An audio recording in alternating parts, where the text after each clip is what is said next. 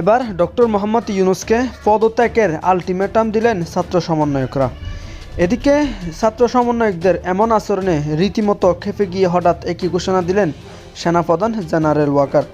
দর্শক, বিস্তারিত জানতে এক মুহূর্ত না টেনে দেখতে থাকুন। সেই স্লোগানটা হচ্ছে ঘরে ঘরে খবর দে, সমন্বয়কদের খবর দে, জনে জনে খবর দে, সমন্বয়কদের খবর দে। কারণ এখন এই সমন্বয়কদের খবর দেওয়ার সময় হয়েছে। এই সমন্বয়কদের দিন শেষ। কারণ এই সমন্বয়করা যা করছে বাংলাদেশে তা এই দেশের জনগণ মেনে নেয় না। আর এই খবর, ফাইনাল খবর ওদের রচিত হবে যেদিন ডোনাল্ড ট্রাম্প শপথ নেবে। ডোনাল্ড ট্রাম্প শপথ নেওয়ার পরে ওদের ফাইনাল খবর রচিত। যে ঘোষণা, তারা জুলাই বিপ্লবের ঘোষণা পত্র তারা প্রকাশ করবে, সেখানে প্রধান উপদেষ্টা থাকবেন, সেনাপ্রধান থাকবেন এবং অন্যান্য বাহিনীর যারা রয়েছে, নৌবাহিনী, বিমান বাহিনী, তারাও থাকবেন।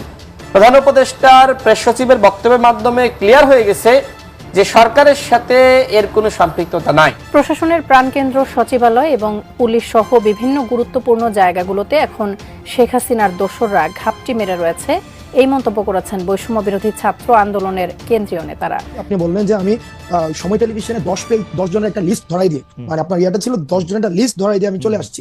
তার মানে আপনি ক্লেম করেছেন without any proper supporting details. তবে নতুন বছরের শুরুটা খুব বেশি ভালো যাবে না আমাদের অন্তর্বর্তী সরকারের জন্য।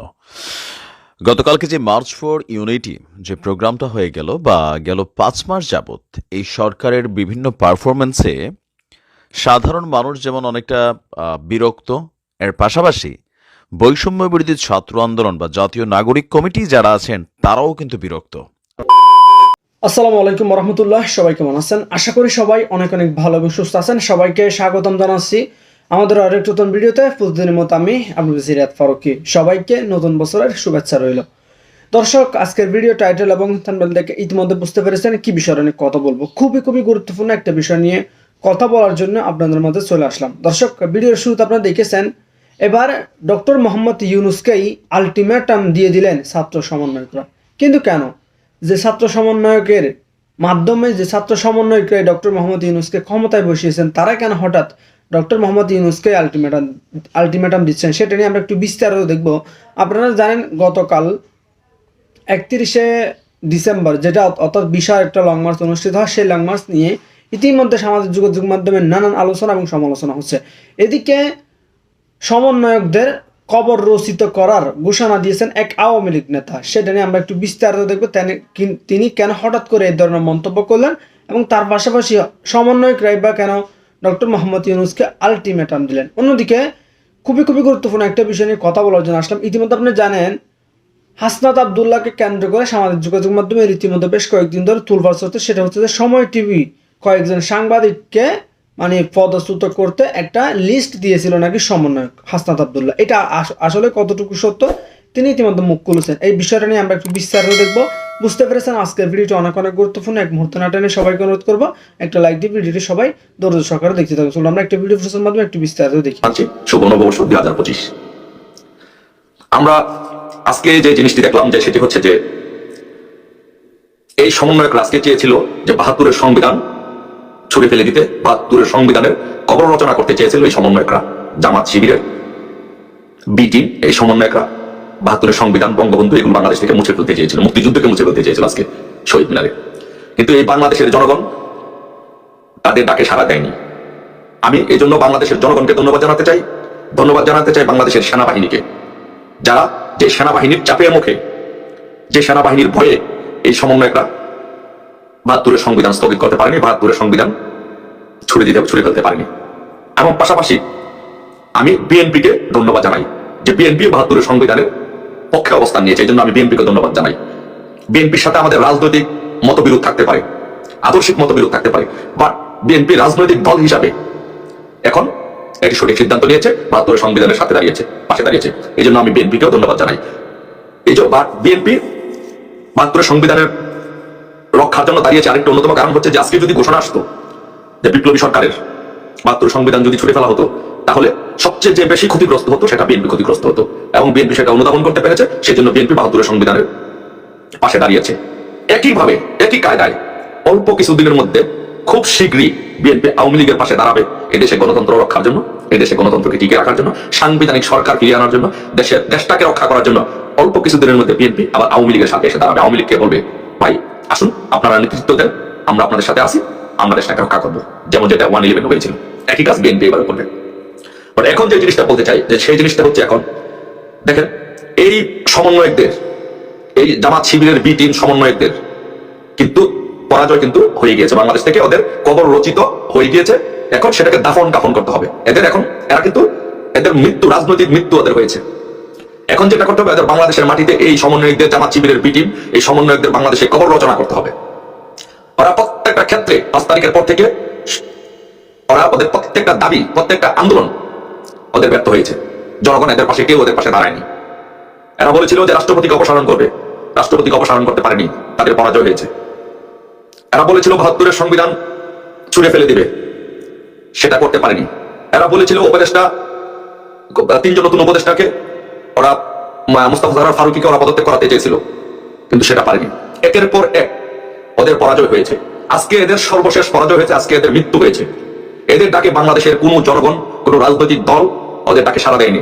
বাংলাদেশের কোনো জনগণ ওদের ডাকে কর্ণপাত করেনি। বাংলাদেশের প্রশাসন ওদের ডাকে কর্ণপাত করেনি। বাংলাদেশের প্রশাসন ওদের ডাকে কেউ সাড়া দেয়নি। প্রশাসন থেকে বলা হয়েছে যদি ওরা ঘোষণা করে, বিপ্লবী সরকার এরা যদি 72 সংবিধান স্থগিত ঘোষণা করে ফেলে দেয়, তাহলে সেনাবাহিনী ক্ষমতা নিবে। এই জন্য ওরা পিছু হটেছে।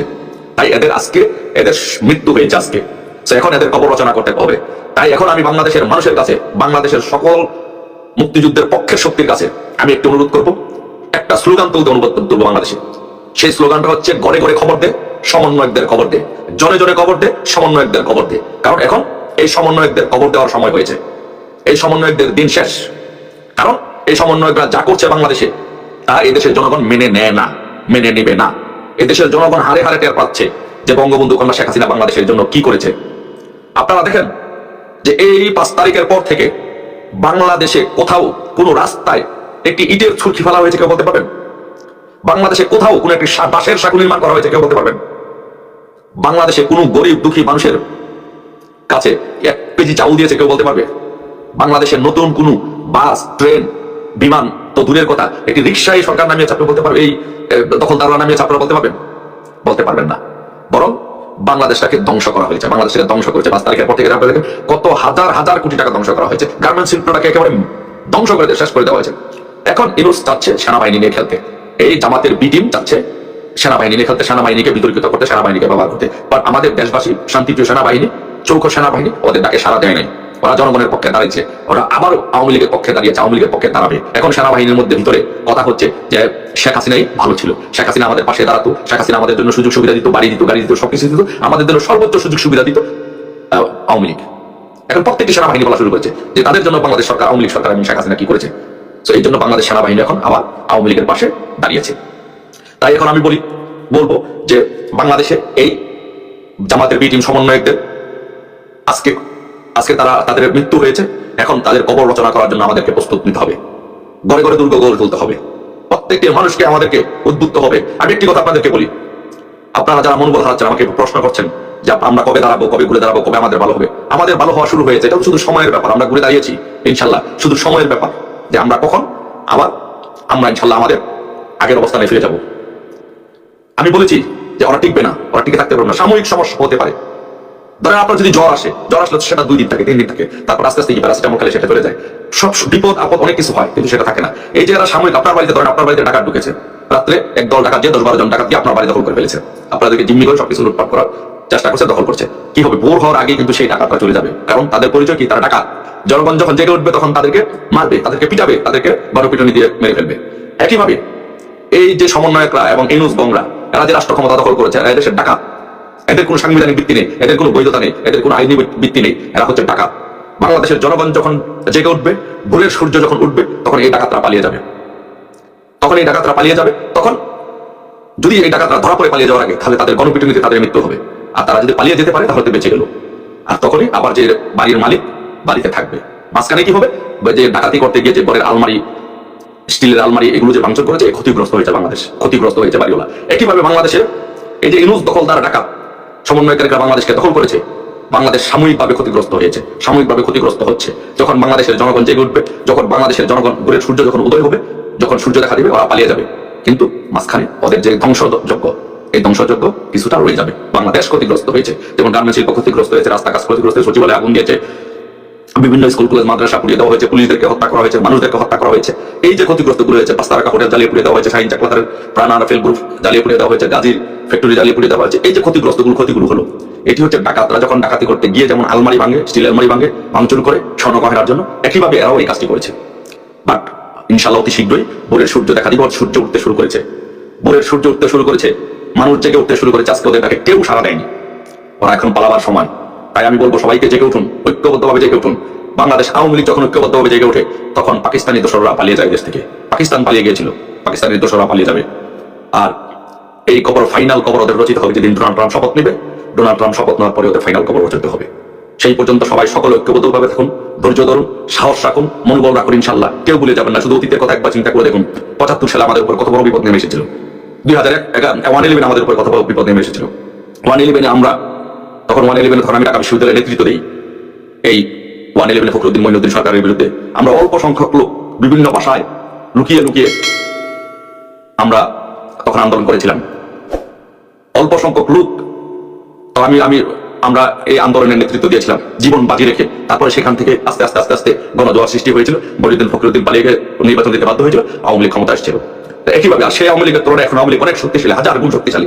তাই আপনাদেরকে সবাইকে বলবো, কেউ মনোবল হারাবেন না, ধৈর্য ধরুন, মনোবল বৃদ্ধি করুন, মনোবল শক্ত করুন। বিজয় আমাদের সুনিশ্চিত।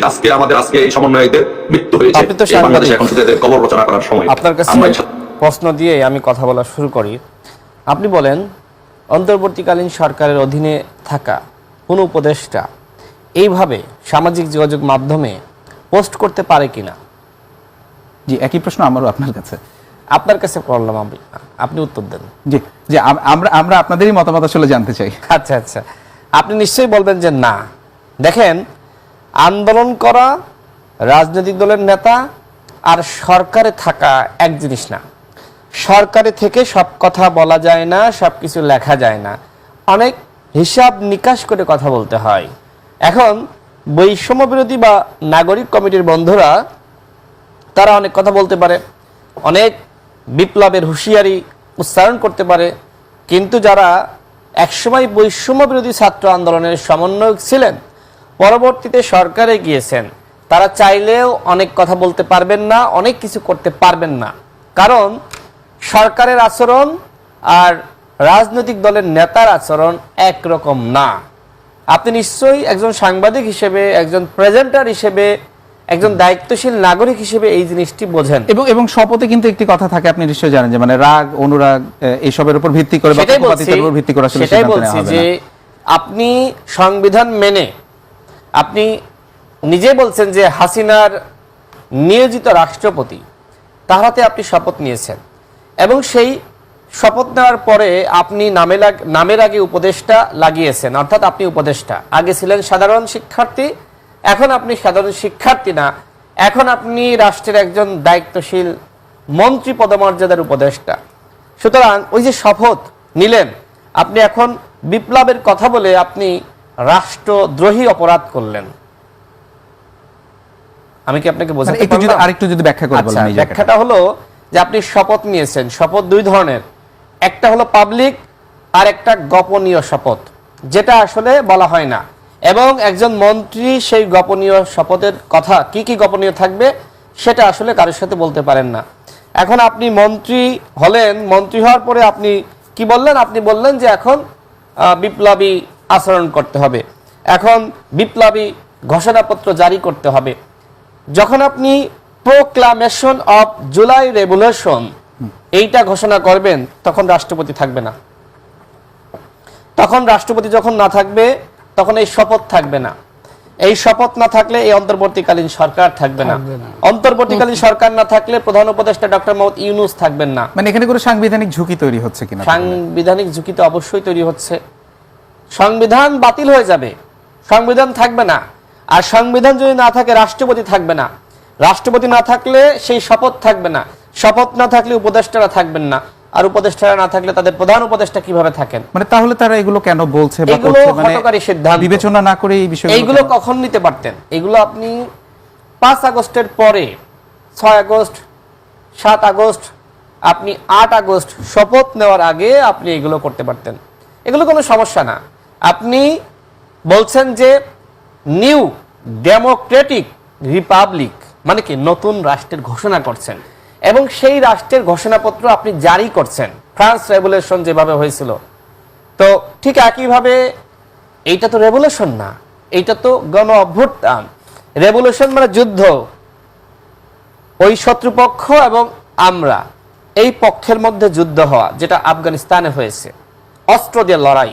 এইখানে আমরা নিরীহ শান্তিকামী মানুষ, আমরা অত্যাচার নির্যাতন সহ্য করেছি এবং একটা পর্যায়ে যখন 2000-এর মতন মানুষ প্রাণ দিল বা শহীদ হলো, এরপরে সেনাবাহিনী এগিয়ে আসলো।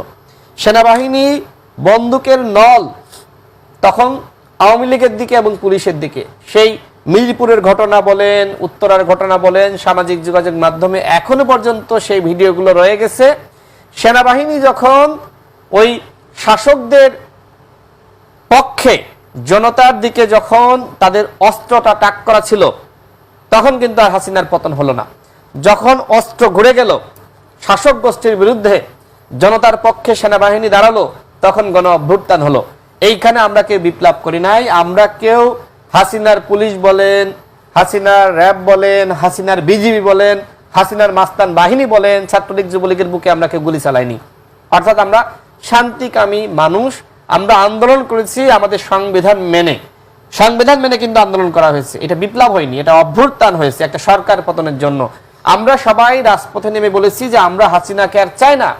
তো আপনি এখন যদি বলেন যে প্রোক্লামেশন অফ জুলাই রেভলিউশন, এটা আসলে হয় না, এইটা তারপরেও ধরেই নিলাম যে এটা বিপ্লব।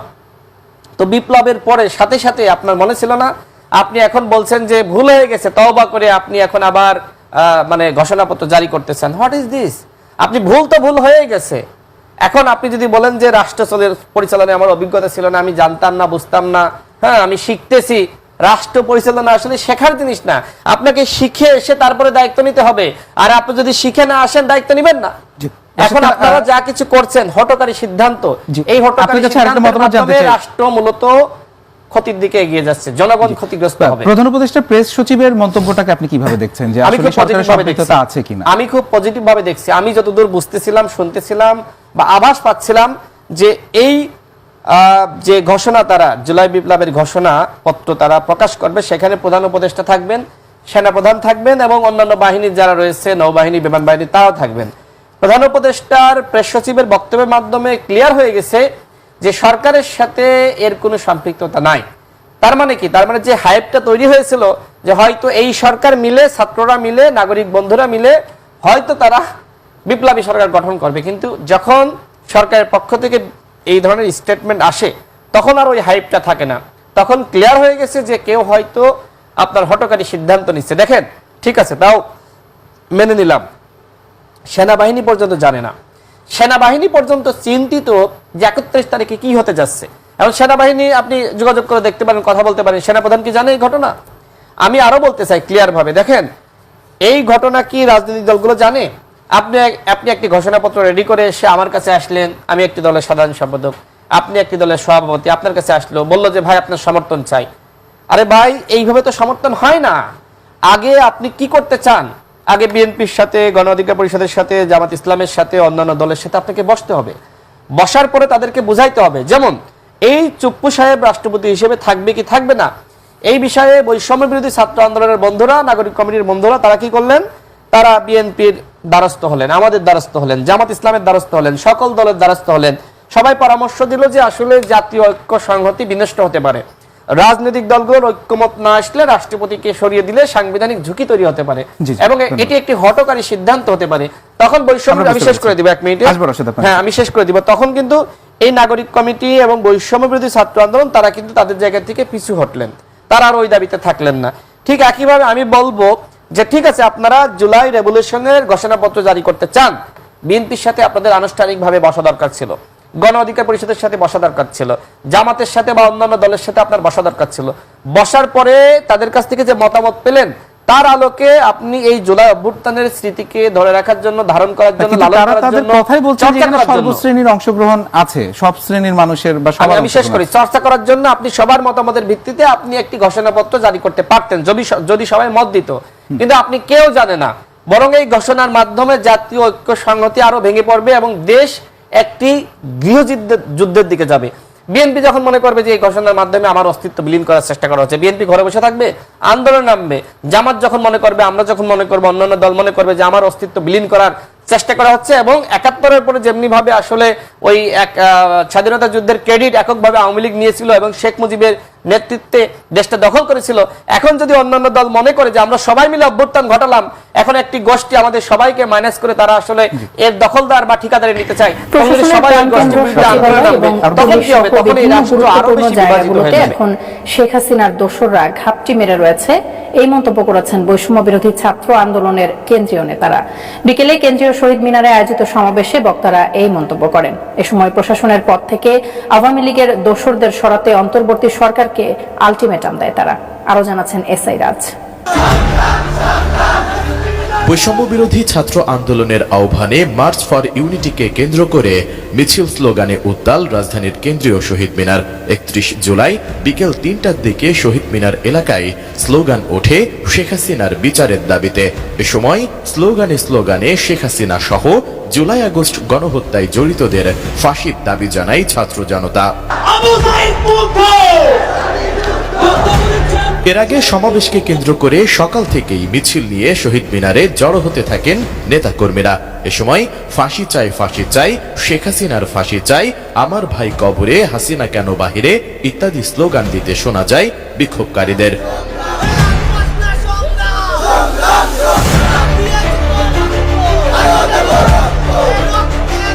বক্তারা বলেন, শহীদদের রক্তের দাগ এখনো শুকায়নি। এর মধ্যে স্বৈরাচারকে পুনর্বাসনের চেষ্টা করে যাচ্ছে কেউ কেউ। যখনই তারা চিরতরে দেশ থেকে ফ্যাসিবাদ মুক্ত করতে চায়, তখনই সুশীল বেশে কিছু ব্যক্তি ও দল বিরোধিতায় নেমে যায় বলে অভিযোগ তোলে তারা।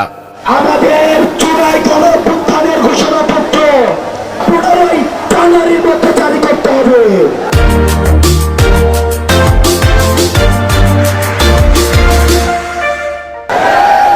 প্রিয় দেশবাসী, এই 15 জানুয়ারি পর্যন্ত আপনারা জেলায় পাড়া মহল্লায় এই জুলাই ঘোষণাপত্রের পক্ষে আপনারা মানুষের কাছে যাবেন, মানুষের কথা শুনবেন। আমাদের এই বাংলাদেশ সকল দেশের সাথে বন্ধুত্বপূর্ণ পররাষ্ট্র নীতিতে যাবে, কিন্তু সেই বন্ধুত্বপূর্ণ পররাষ্ট্র নীতির সুযোগে কেউ যদি মাথায় উঠে বসে, আমরা তাকে মাথা থেকে মাটিতে ফেলে দিতে বিন্দুমাত্র দ্বিধা করব না। এর আগে বৈষম্য বিরোধী ছাত্র আন্দোলনের পক্ষ থেকে ৩১ ডিসেম্বর বিকেল ৩টায় কেন্দ্রীয় শহীদ মিনারে জুলাই বিপ্লবের ঘোষণাপত্র পাঠ করার কথা ছিল।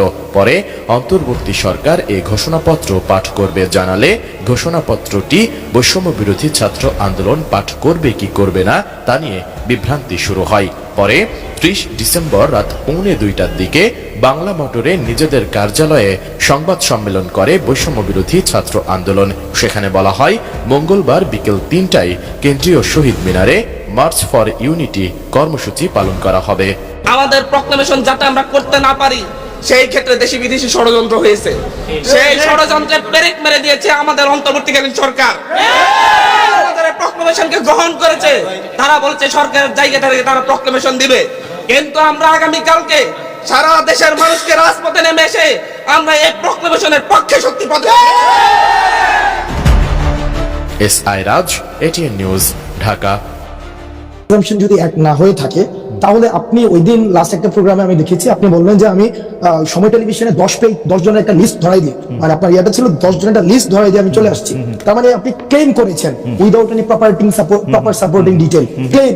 আপনি যদি ক্লেম করেছেন যে হাসনাত আব্দুল্লাহ 10 জনের একটা লিস্ট ধরাই দিয়ে চলে আসছে, এখন এর সাপোর্টিং ডিটেইলটা কি, মানে আপনার কাছে কি প্রমাণ আছে এটা? আমি যে 10 জন, আমার কাছে আমি এএফপি রিপোর্টটা পড়েছিলাম, সেখানে আপনি 10 জনের কথা বা 5 জনের কথা বা 8 জনের কথা বা হয়তো 10 জনের কথাই আমার এখন মানে এফপি রিপোর্টের মধ্যে বলা হয়েছিল যে হাসনাত আব্দুল্লাহকে সময় টেলিভিশনের 10 জন সাংবাদিককে চাকরিচ্যুত করার কথা বলেছেন। আমি তারপরে দেখেছি যে আপনি একটা ফেসবুক স্ট্যাটাস দিয়েছেন, সেই স্ট্যাটাসের মধ্যে আপনি বলেছেন যে আপনি এর মধ্যে যান নাই, আপনি যাওয়ার পরে 5 জনের চাকরিচ্যুত করা হয়েছে এবং সেই 5 জনের চাকরিচ্যুত করার ব্যাপারে আপনি আপত্তি জানিয়েছেন। আমি আবারও বলতে চাই যে আপনি 10 জনের লিস্ট ধরাইছেন কি 5 জনের লিস্ট ধরাইছেন? হ্যাঁ 5 জনের লিস্ট ধরেছেন, সেটা আমি বলি। আপনি ওই জায়গা থেকে খালেদ ভাই বক্তব্যটা ভাবে আসে না, আপনার জায়গা থেকে যেভাবে আসছে সেটা হচ্ছে এফপির বরাতে হাসনাত আব্দুল্লাহ গিয়েছে, ব্যাপারটা এমন ছিল না, বরং আপনার জায়গা থেকে আপনি হচ্ছেন পার্সোনালি ক্লেম করেছেন আমি 10 জনের লিস্ট ধরাই দিয়ে চলে আসছি। এই ঘটনা যেহেতু খালেদ মহিউদ্দিন মানুষের ওনার কাছ থেকে এই ধরনের বক্তব্য আসে যেগুলো হচ্ছে করেছে, আমাদেরকে ব্যক্তিগতভাবে আহত করি, কারণ এই 10 জনের লিস্ট যদি সময় টেলিভিশন যে ধরনের গুন্ডামি করেছে, এই গুন্ডামির বিরুদ্ধে, এটা সাংবাদিকতা করে না, এক ধরনের গুন্ডামি করেছে, আমরা সেখানে কথা বলতে গিয়েছিলাম ফ্যাক্ট বেসড জার্নালিজম, যেটা যে জার্নালিজমের জন্য আপনারা হচ্ছেন এত বছর ধরে ফাইট করছেন, যে জার্নালিজম আপনারা দেশে থেকে করতে পারেন নাই, আপনারা বিদেশে চলে যাইতে হয়েছিল, সেই জার্নালিজমটা সময় টেলিভিশন এক ধরনের গুন্ডামি করেছে, সেটার বিরুদ্ধে কথা বলতে গিয়েছিলাম আপনাদের জায়গা থেকে, যেন বস্তুনিষ্ঠ সাংবাদিকতা, যে সাংবাদিকতার জন্য খালেদ মহিউদ্দিনরা বছরের পর বছর ফাইট করে যাচ্ছে, সেই ধরনের সাংবাদিকতা, ক্ষমতাকে প্রশ্ন করার সাংবাদিকতা অব্যাহত থাকতো, তবে সেটা যেন ক্লিকবেট জার্নালিজম না হয়, যেমন ক্লিকবেট জার্নালিজম ব্যক্তিগত ক্যারেক্টার অ্যাসাসিনেশন জার্নালিজম না হয়। আচ্ছা, আপনি সেখানে সময় টিভির গুন্ডামি প্রতিরোধ করতে গিয়েছিলেন, রাইট? সময় টিভির গুন্ডামি না, দেখেন সময় টিভি, আমি বলেছি সাংবাদিকতা নামে যে ধরনের গুন্ডামি করেছে গত দীর্ঘ একটা সময়, ব্যক্তিগত ক্যারেক্টার অ্যাসাসিনেশন করেছে, আমি একটা করে শব্দ ব্যক্তিগতভাবে ধরে আব্দুল্লাহ, জনাব আব্দুল্লাহ, আপনি অনেক ব্রিলিয়েন্ট, শার্প, আমি একটা করে আসি। আপনি ওইখানে গিয়েছিলেন হচ্ছে সাংবাদিকতার নামে সময় টিভি যেগুলি গুন্ডামি করেছে সেগুলি প্রতিরোধ করতে না, সেই বিষয়গুলো সময় টেলিভিশনের যিনি হচ্ছেন ওখানে, আমরা পরবর্তীতে শুনেছি এটা পরিচালনা পর্ষদ রয়েছে, অর্থাৎ যারা এই বিষয়গুলিকে সমাধান করতে পারবে, এটা ফ্যাক্ট বেসড জার্নালিজম করতে পারবে, মালিকরা, এটা হচ্ছে যে আমাকে যেটা বলা হয়েছে যে মালিক হচ্ছে কি জানো, ভদ্রলোক হাসান সাহেব, আমি ওনার সাথে কথা বলতে গিয়েছি যে ভাই আমরা ভিডিও এভিডেন্স নিয়ে গিয়েছি, ভিডিও এভিডেন্স যে আমি স্বীকারও করেছি ভাই, আমি এটা স্বীকারও করেছি পরবর্তীতে, যে আমি গতকাল আপনার উচিত কথাও দেখেছি, গতকাল এটা আমি স্বীকারও করেছি যে আপনাদের একটা প্রপার কাউন্সিল রয়েছে, ওই যে জার্নালিস্ট কাউন্সিল, ওইটা হচ্ছে ওখানে রিপোর্ট করতে হয়। তো যেহেতু এই বিষয়টা আমি জানতাম না, আমি কিন্তু অ্যাকনোলেজ করেছি যে এই প্রক্রিয়াতে আমার ভুল হয়েছে, কিন্তু সময় টেলিভিশন যে প্রক্রিয়া অব্যাহত রেখেছে এজেন্ডা ভিত্তিক জার্নালিজম, যে আপনি দেখেন মানে, আচ্ছা আমরা সময় টিভি আর এত কথা বলবো না, আমি শুধু আপনাকে জানতে চাই সাংবাদিকতার নামে যে গুন্ডামি তারা করতেছিল সেইটা নিয়ে কথা বলতে আপনি সেখানে গেছেন। জনাব হাসান আব্দুল্লাহ, এই অ্যাসাইনমেন্টটা কি আপনি আপনারে দিবেন না কেউ আপনাকে দিছে?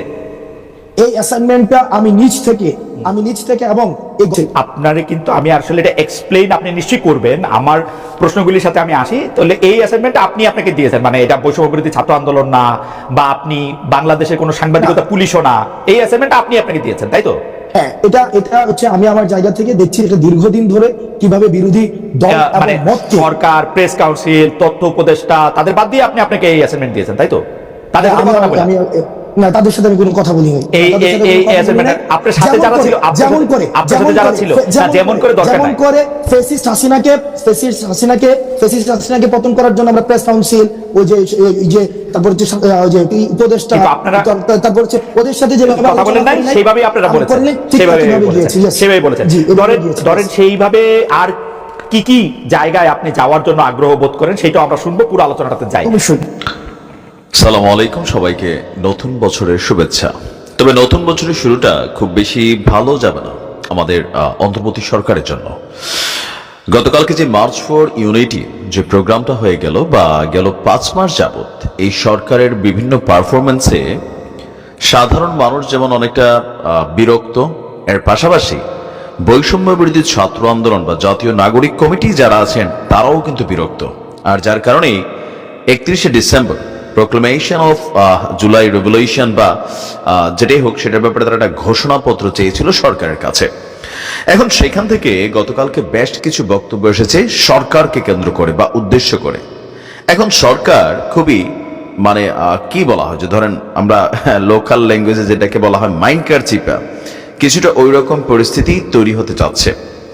আর যে পরিস্থিতি তৈরি হতে যাচ্ছে সেই পরিস্থিতিতে 2025 সালটা খুব বেশি সুখকর যাবে না বাংলাদেশের রাজনীতির মাঠে, বিশেষ করে বিএনপির জন্য। এবং কি এর পাশাপাশি যেই বৈষম্য বিরোধী ছাত্র আন্দোলনের নেতারা আছেন তাদের জন্য একটা হার্ড টাইম পার করতে হবে। আর ডক্টর মোহাম্মদ ইউনূসের সরকারকে অনেক কিছুই কাঠখড় পোড়াতে হবে। এই অন্তর্বর্তী সরকারের মধ্যে অভ্যুত্থানের চেতনা বা অভ্যুত্থানের ফিলিংসটা ধারণ করা উপদেষ্টাদের সংখ্যা 20%।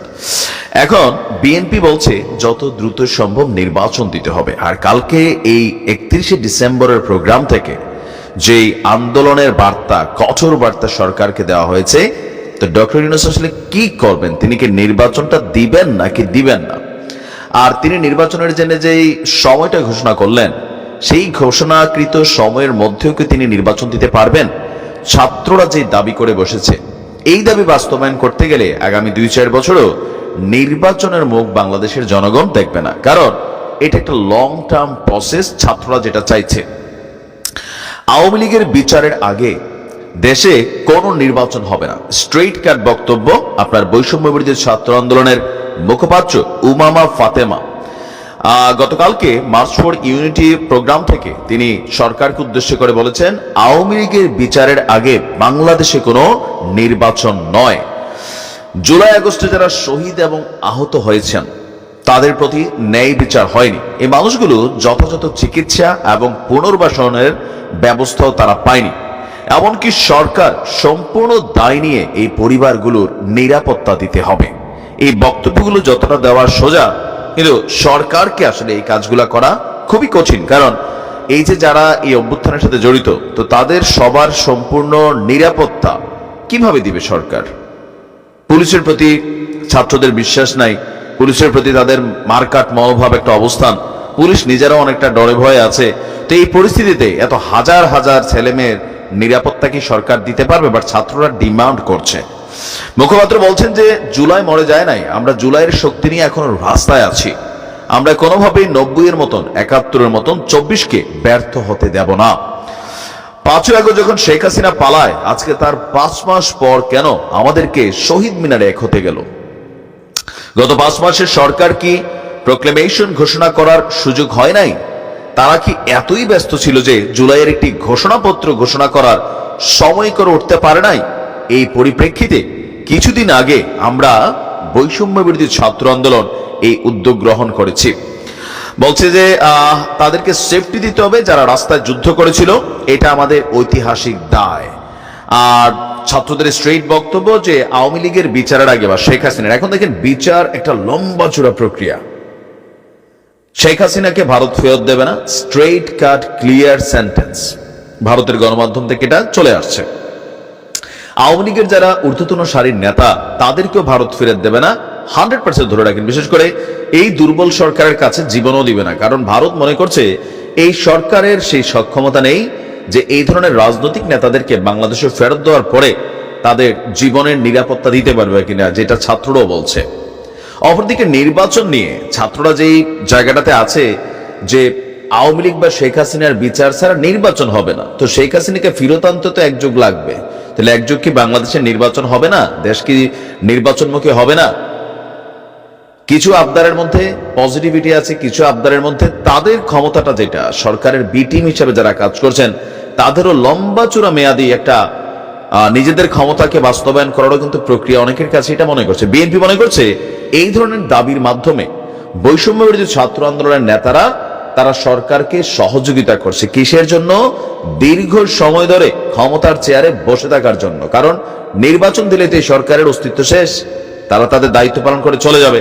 এখন যতদিন নির্বাচনটাকে কালক্ষেপণ করা যায়, এটা সরকারের টিম বি হিসাবে এই বৈষম্য বিরোধী আন্দোলন নানান ধরনের দাবি দাওয়া নিয়ে আসবে, যৌক্তিক অযৌক্তিক, আর এগুলোকে সরকার বিভিন্ন সময় প্রমাণিত হয়ে গেছে যে এই বৈষম্য বিরোধী ছাত্রদেরকেই সাপোর্ট করে যাচ্ছে। প্রিয় দর্শক, এই বিষয়টা নিয়ে আপনার মতামত অবশ্যই কমেন্ট করে জানাবেন। আর যারা আমাদের ফারুকী অনলাইন ইউটিউব চ্যানেলটিতে এখন নতুন আছেন, প্লিজ দয়া করে আমাদের চ্যানেল সাবস্ক্রাইব করে সাথে থাকুন। এতক্ষণ যারা সাথে ছিলেন তাদেরকে অসংখ্য ধন্যবাদ জানিয়ে এখানেই শেষ করবো। আজকের ভিডিওটি ভালো লাগলে অবশ্যই শেয়ার করে দেবেন, আমাদের চ্যানেলের সাথে থাকবেন। ধন্যবাদ সবাইকে, আল্লাহ হাফেজ।